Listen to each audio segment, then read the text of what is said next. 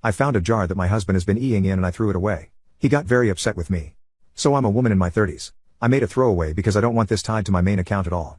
Yesterday our garbage disposal stopped working and I was trying to see why, so I was looking around under the sink and I moved stuff out to get in there to look around more easily. In the very back tucked away was a mason jar that I thought was just over halfway full of kitchen grease at first, but I realized it wasn't grease. I thought it looked like S.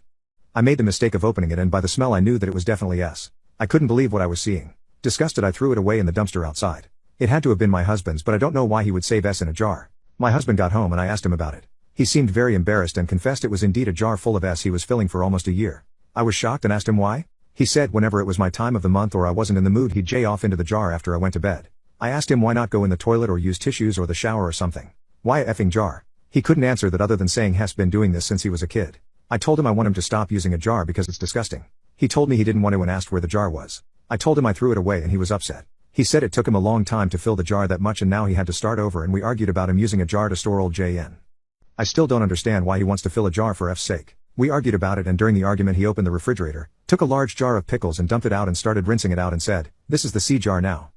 Before I knew it I'm literally screaming at my husband about seeing in jars and told him he can either see in me or the jar but not both. He clutched the jar and stormed off to the bathroom.